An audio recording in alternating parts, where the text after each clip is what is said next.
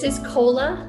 We got her over this summer at 10 weeks old, right before the kids started back virtual school. And she has been a highlight, I think, of this COVID time for our family.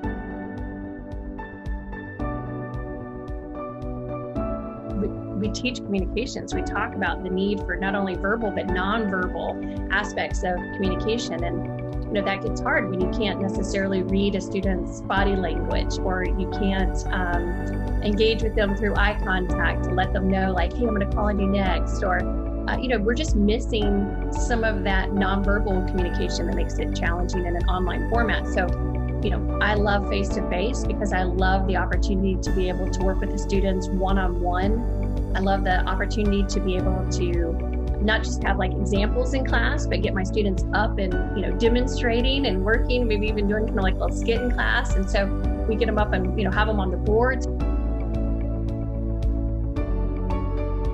The thing that I'm looking for to get out of each class is just to see student improvement. We're dealing with a subject matter that is really lifelong. So if we can see a student increase in not only their competency, their knowledge, their skill set, but in their confidence, like that is a successful day. So to see student growth is what I'm looking for in a classroom. I'd like them to be willing to learn, open-minded to seeing communication as a skill set that will benefit them in life. So that might be the first part. And then as we go through this semester, I'd like to see them increase on their critical thinking skills, on being a good group member, because we're going to have to do that as we leave the university and go into the workplace or just in life in general. I'd like to see them work on their communication skills and then continue to increase not only for their maybe public speaking and presentations, but interpersonally, so that they could just grow inside and outside of the classroom in their relationships.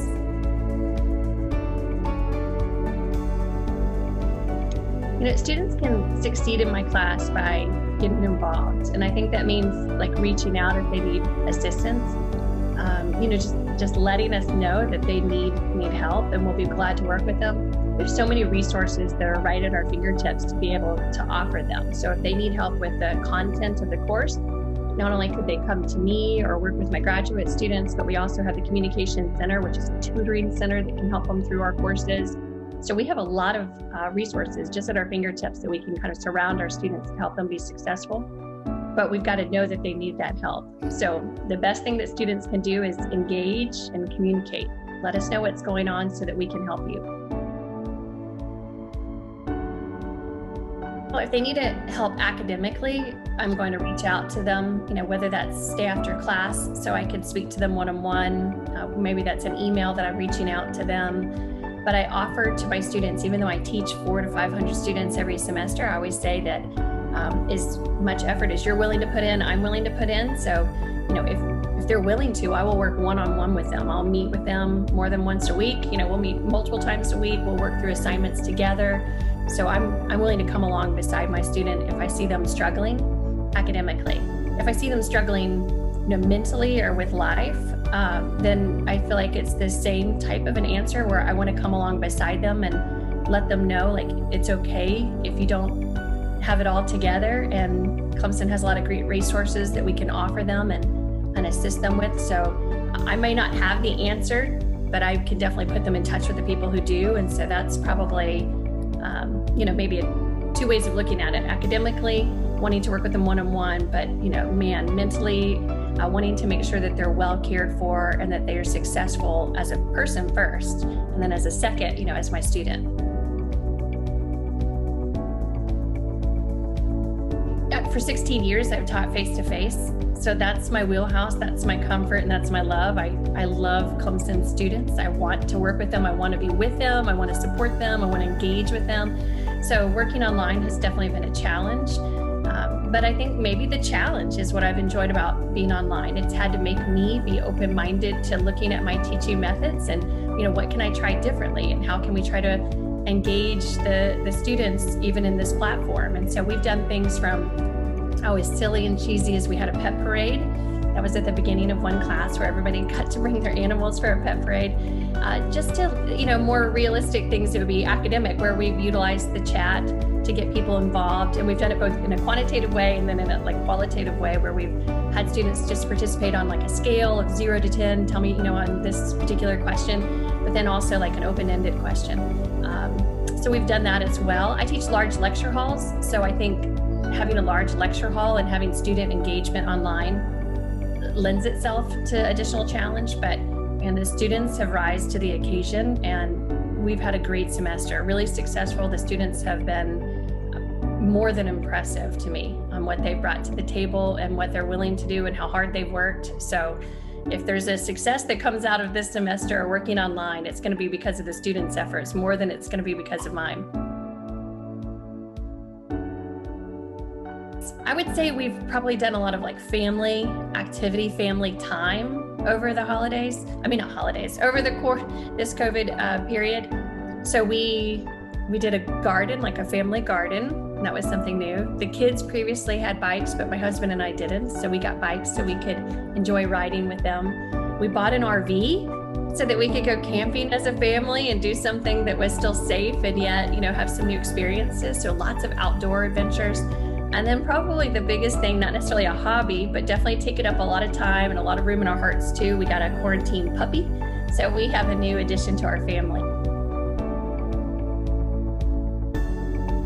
The interaction just with people, realizing how much I probably took for granted what we got to do before. Just working with students, seeing them on campus, watching them, not just, in an academic setting, but socially grow and learn on campus. I miss my colleagues. I miss getting to just walk by their office and have a little conversation with them. So it's just those small interactions that I think I'm missing and looking forward to getting back to campus the most for. The thing I enjoy most about working at Clemson are the students. I think maybe we're all given a heart for different things, and some people are given a heart for four-legged, creatures, and some for the elderly or maybe young children. But my heart is for college students, and so I love working with college students. And as cheesy as it might say or might feel, but if you can ever find a job that you feel like you don't have to work to do it, you get to do it. That's the type of thing that I think we should look for and do in life. And that's what I feel like about my job at Clemson. I get to come work with Clemson University students. So that's my favorite part about working at Clemson. I'm probably an unusual one to answer this question because I'm a true Clemsonian. So I was born and raised in Clemson. I went to the local Daniel High School before I came to Clemson as an undergrad and stayed on for my master's. So my answer is everything.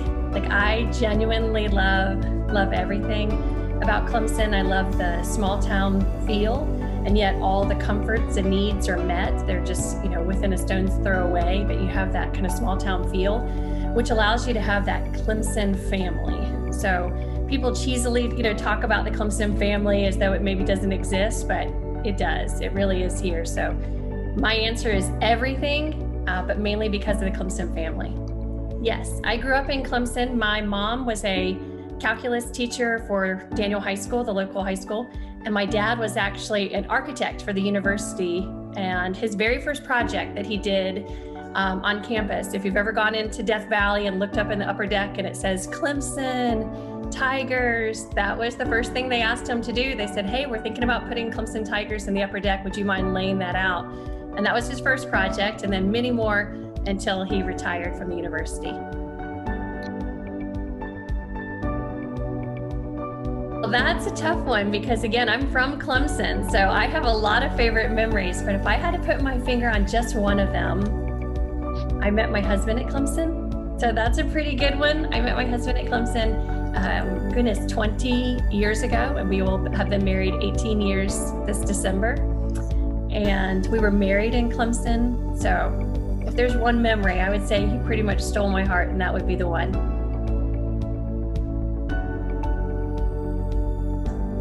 I think it has to be get engaged. Get engaged not just in the classroom with your faculty members, with your advisor, get engaged in the department, but also just get engaged on campus.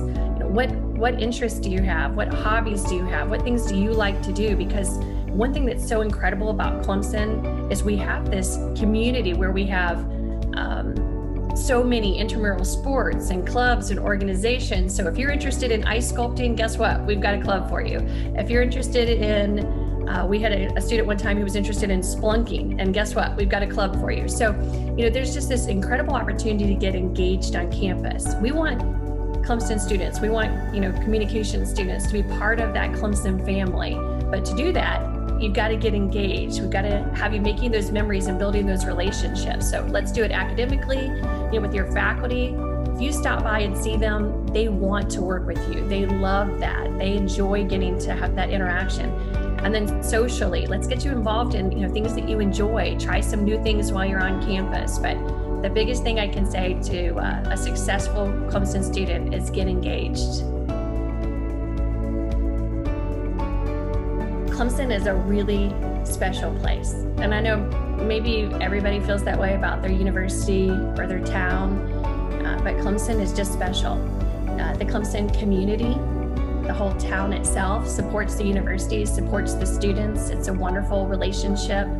And then we see that same interaction on campus with just a lot of support for our Clemson students. And so, my closing remarks are enjoy this time while you're here at Clemson. It's going to be some of the best years of your life. And we are so excited to have you be part of the Clemson family now and forever. Go Tigers!